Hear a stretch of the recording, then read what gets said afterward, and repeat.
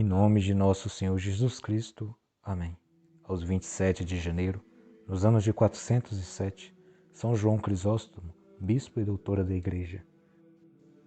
Crisóstomo, descendente de família distinta, nasceu em 348 em Antioquia, na Síria. O pai, Segundo, que era comandante das tropas imperiais no Oriente, morreu cedo, deixando a educação do filhinho aos cuidados da excelente esposa Antusa. Mestres de fama mundial, como Libânio e Antragácio, introduziram o menino talentoso nos arcanos da ciência, e Diodoro de Tarso foi seu instrutor em matéria de religião.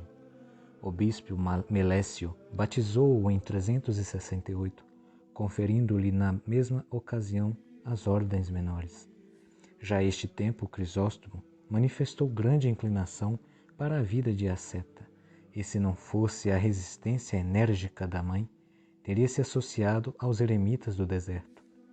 Quando em 373, sendo-lhe já bastante conhecidos o talento e a santidade, e o povo exigindo sua elevação à dignidade episcopal, João fugiu para junto de um monge em cuja companhia viveu 4 anos, e depois para uma gruta onde ficou 2 anos, dedicando-se exclusivamente às práticas da vida religiosa com suas austeridades e aos estudos dos sagrados livros.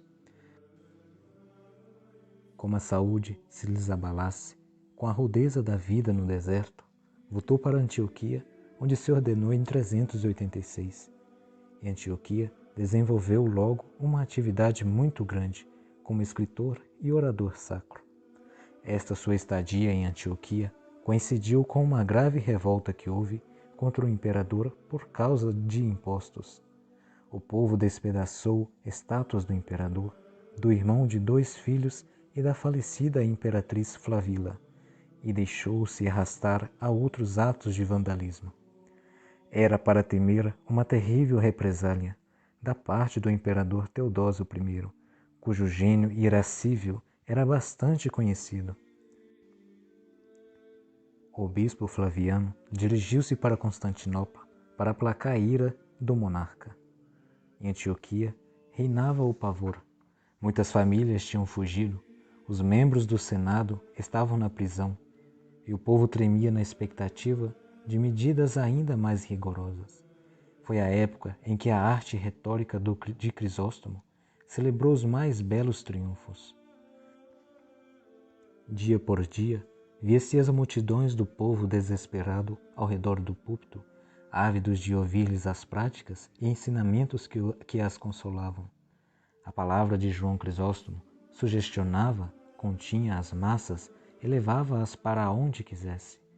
O entusiasmo dos ouvintes chegou ao auge quando lhes transmitiu a notícia do perdão e anistia que o imperador tinha concedido à cidade em atenção ao pedido do bispo e à petição que o mesmo tinha apresentado em nome de Crisóstomo e da população arrependida. A fama da grande eloquência de Crisóstomo tinha se espalhado em todo o Oriente, e quando em 397 morreu o patriarca de Constantinopla, Nectário, o imperador Arcádio, filho de Teodósio, chamou Crisóstomo para ocupar-lhe o lugar. Foi preciso toda a habilidade e prudência da parte do imperador para conseguir o consentimento de seu candidato. A nomeação de João Crisóstomo para Constantinopla causou grande descontentamento em Alexandria, cujo patriarca, Teófilo, levantou enérgico protesto contra a decisão imperial. Não obstante, impôs as mãos ao novo patriarca.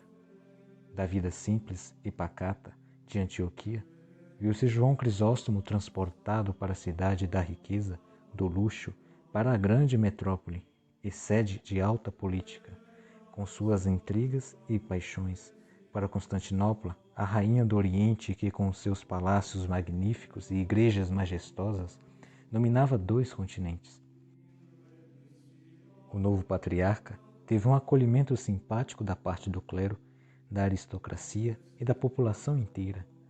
Antes de tomar efetivamente as rédeas do governo da diocese, Crisóstomo procurou conhecer bem o terreno em que pisava. Em condições tão diferentes das de Antioquia, diferente se lhe afigurou o novo campo de atividade. O clero de Constantinopla, em sua maioria, estava pouco compenetrado de sua sublimidade e de sua missão.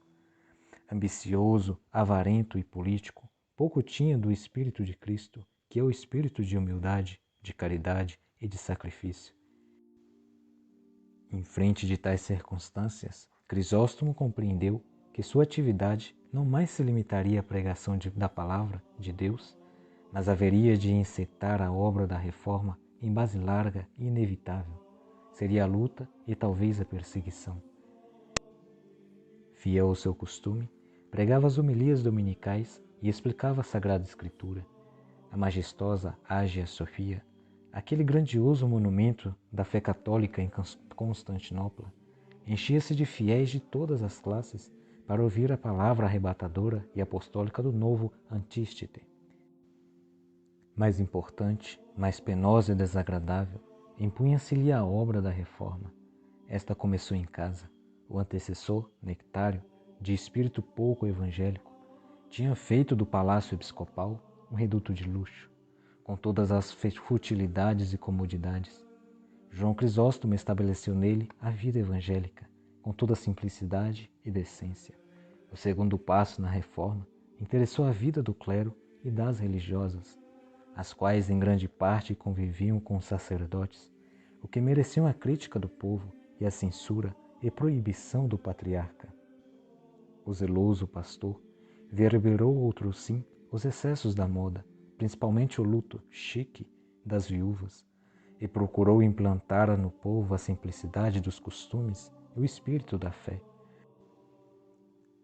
As obras da caridade, a administração dos bens eclesiásticos, a elevação do clero na roça, a contra-propaganda contra os arianos residentes na cidade, enfileirados no exército, eram coisas muito importantes, a que o patriarca dedicou todas as energias.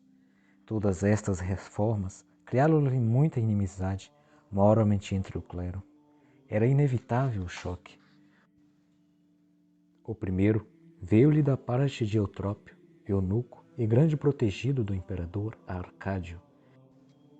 Eutrópio, na sua sede insaciável de ouro, e para poder apoderar-se das suas vítimas, tinha rogado o direito de asilo.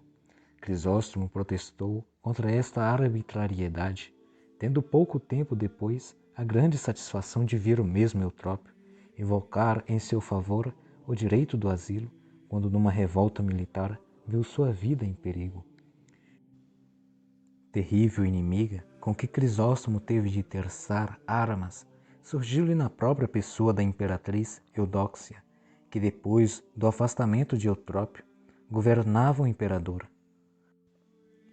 De um despotismo sem par, era Eudóxia ainda muito avarenta, e esta paixão que inteiramente a dominava fê-la cometer clamorosas injustiças. Todos conheciam o modo de pensar de João Crisóstomo. Como não faltasse elementos vis, cujo maior interesse era semear zizania e incitar os espíritos um contra o outro, puseram no ouvido do imperador muitas coisas que o inimizaram contra o patriarca. Disseram-lhe que, numa prática contra as modas escandalosas, João Crisóstomo se tinha referido ao mau exemplo de Eudóxia. Em outra ocasião, a tinha apelidado de Jezabel, para apostrofar-lhe a crueldade e a ambição.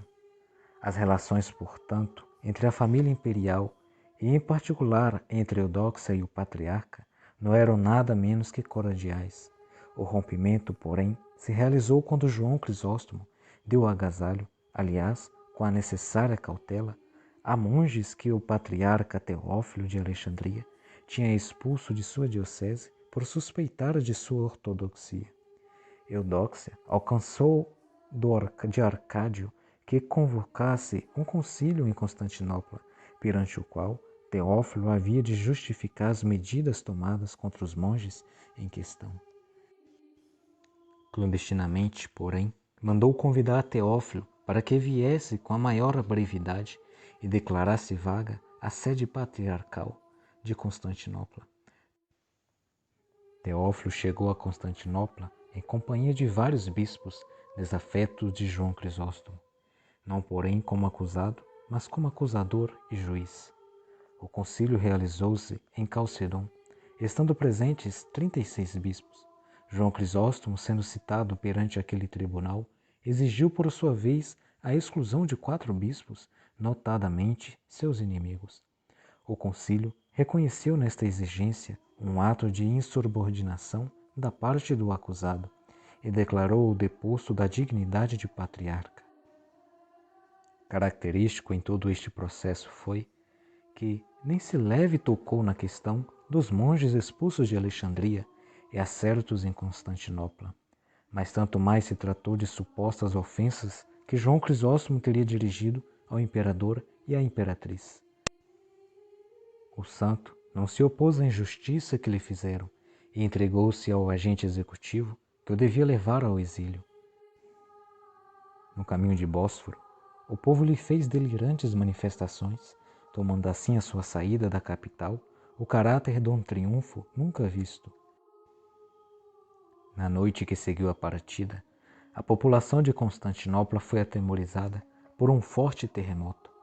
A própria imperatriz, profundamente impressionada com este fenômeno, pediu ao imperador revogação do edito contra João Crisóstomo. A atitude do povo contra o imperador tornou-se tão ameaçadora que João Crisóstomo pôde voltar sem esperar a nova determinação dos bispos. De pouca duração, porém, foi a paz. No mesmo ano, se inaugurou perto da igreja um monumento que apresentava uma estátua de Eudóxia. Por esta ocasião, a aglomeração do povo foi tamanha que chegou a perturbar a celebração dos atos litúrgicos no templo. O patriarca pediu providências ao prefeito, reclamando contra os abusos que se praticavam. A reclamação foi interpretada maliciosamente como se o patriarca estivesse protestando contra a existência do monumento. Mal Eudóxia teve conhecimento do fato, logo se dirigiu de novo a Teófilo, pedindo-lhe a intervenção. Este, dispensando triunfos pessoais em Constantinopla, limitou-se a citar as determinações ainda em vigor do concílio de Calcedon. Embora este concílio nenhum valor tivesse, o imperador proibiu ao patriarca o uso de ordens e mandou fechar o palácio episcopal. Não obstante, João Crisóstomo entrou pela Páscoa na catedral para administrar o batismo aos catecúmenos que ele mesmo tinha preparado. Força armada penetrou no templo e dispersou a multidão dos fiéis. Chegou o dia de Pentecostes e com ele o decreto imperial que condenava o patriarca ao exílio. João Crisóstomo, despedindo-se dos fiéis e dedicados amigos, abandonou secretamente a capital para evitar um segundo levantamento do povo. Sua saída de Constantinopla desta vez foi definitiva. Escoltado por soldados da força pública, João Crisóstomo foi para o exílio, sem saber para onde o levariam. Algum tempo ficou em Nicéia, onde desenvolveu uma atividade considerável na conversão de pagãos. Comunicaram-lhe que em Cucuzu era o lugar terminal do seu desterro e para lá havia de ser deportado. A viagem foi penosíssima e chegou a ser um verdadeiro martírio para o pobre exilado. Chegando a Cesareia, na Capadócia, os próprios bispos negaram-lhe agasalho e monges fantasiados atacaram-lhe a casa. Não havia quem lhe quisesse dar hospedagem, de modo que é verdade o que João queixa numa carta, dizendo que sofre mais que os criminosos nas minas e nas prisões. Finalmente, após uma viagem de 70 dias, cheia de peripécias e perigos, chegou a Cucuzu, na Armênia.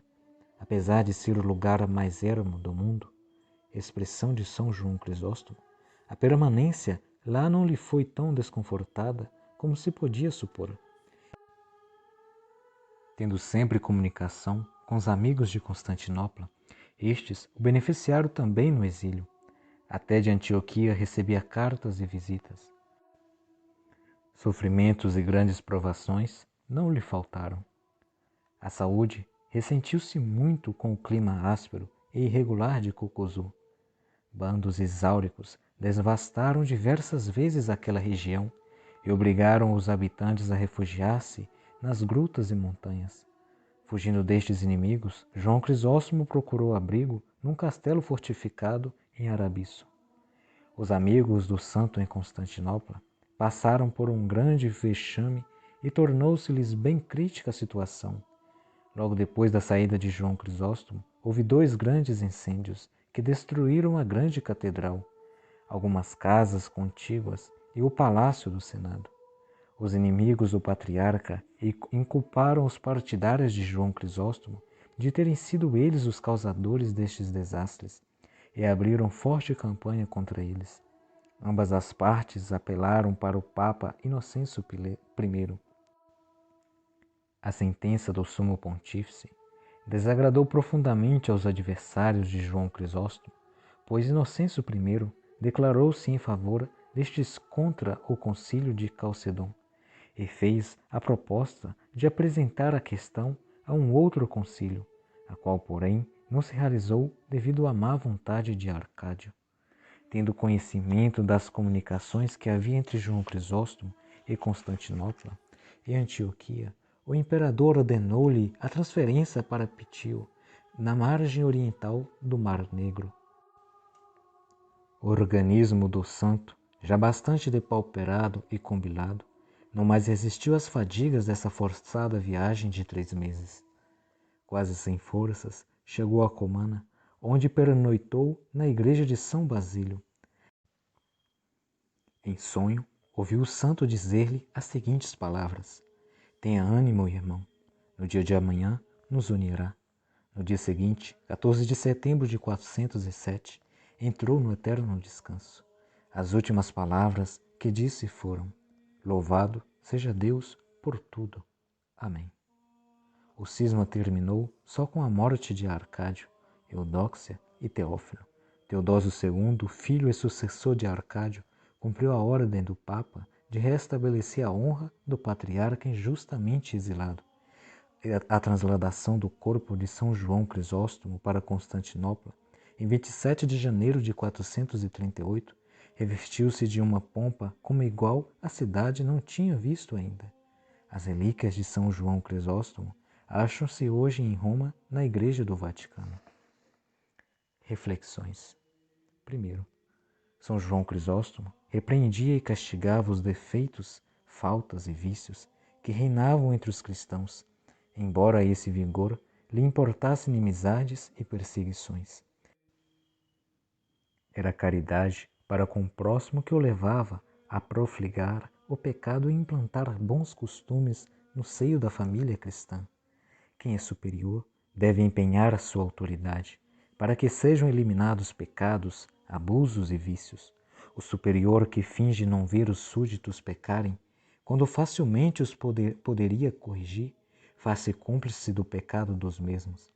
O amor ao próximo, o amor próprio, a responsabilidade perante Deus, impõe ao superior o dever de fazer com que os súditos não se entreguem ao pecado e ao vício. Segundo, eu temo só o pecado, dizia São João Crisóstomo. Na verdade, outro mal maior que o pecado não há e não se pode haver. São João Crisóstomo preferia ser perseguido, caluniado e maltratado a cometer um pecado. Só tinha medo, horror do pecado, que é uma ofensa a Deus. Como é diferente a opinião do mundo. O pecado para ele não é nada, quando muito apenas uma fraqueza. Qual é a qualificação que dás ao pecado? O pecado, sem dúvida, é o causador de todos os males. Do pecado vêm as guerras, as epidemias, perseguições e todos os sofrimentos, dizia São João Crisóstomo. Como ele, devemos também nós ter medo só de uma coisa, do pecado. Santos cuja memória é celebrada hoje. Em Sora, na Itália, São Juliano Mártir, aconteceu que enquanto os algozes o maltratavam, se desmoronasse o templo de Serapis. Os pagãos atribuíram este fato à influência diabólica de São Juliano e decapitaram-no. Faleceu em 140. Na África, os mártires Dácio, Reatro e outros, que morreram na perseguição dos vândalos. Deo gratias.